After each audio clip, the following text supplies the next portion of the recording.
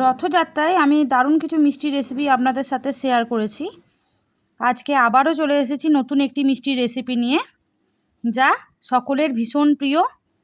আজকে আমরা বানাবো দোকানের মতো পারফেক্ট বালুশাই, যা কম বেশি সকলেরই ভীষণ প্রিয়। চলুন দেখে নিই তাহলে আজকে এখানে কি কি লাগছে। এখানে আমি 2 কাপ মেজারমেন্ট কাপের ময়দা নিয়ে নিয়েছি।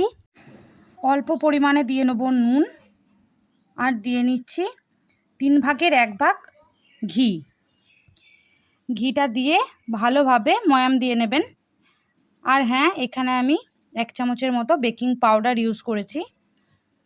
আর এখানে তেলটা দিয়ে কিন্তু ভালোভাবে ময়াম দিয়ে নেওয়ার পর আমি এখানে অর্ধেক কাপের মতো জল নিয়েছি।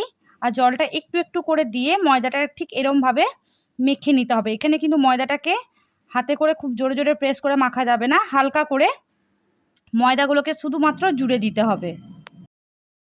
নমস্কার, পাপিয়াস কিচেনের একটি নতুন ভিডিওতে আপনাদের সকলকে স্বাগত জানাই। 10 মিনিটের মতো ঢাকা দিয়ে রেখে দিয়েছিলাম। এরপরে ময়দাটা লেচি কেটে নেব।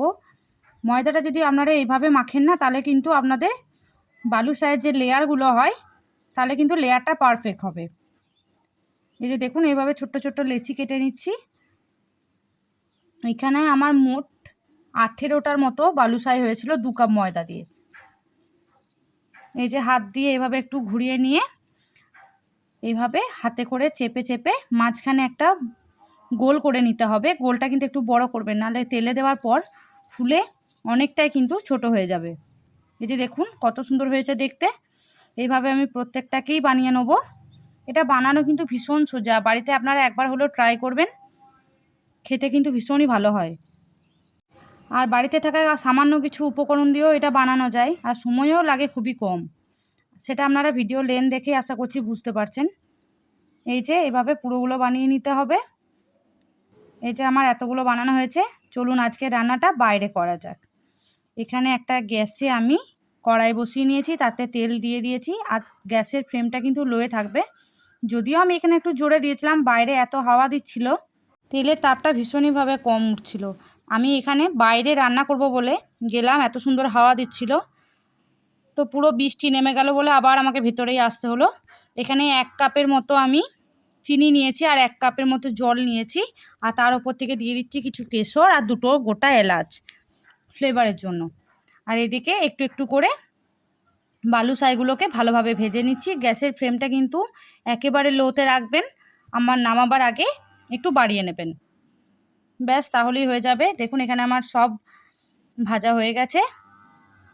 এইভাবে ভেজে নিতে হবে। দেখেই কত সুন্দর লাগছে না? এইভাবে খেতেও কিন্তু ভীষণ সুন্দর লাগে, নিমকি নিমকি খেতে লাগে কিন্তু। এই যে শিরাটাও একেবারে রেডি হয়ে গেছে।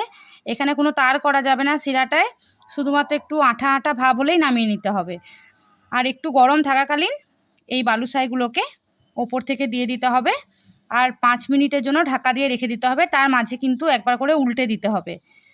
এই যে দেখুন কতটা সুন্দর হয়েছে। আপনারা কে কোথা থেকে দেখছেন ভিডিওটা কমেন্ট করে বলবেন। আর ভালো লাগলে লাইক, শেয়ার এবং সাবস্ক্রাইব করে দেবেন। ধন্যবাদ সকলকে এতক্ষণ ধরে আমার এই ভিডিওটি দেখার জন্য। এই যে দেখুন কতটা রসটা ভিতর অবধি ঢুকেছে, আর উপরটাও পুরো মুচমুচে, যেমন দোকানে হয়। টাটা।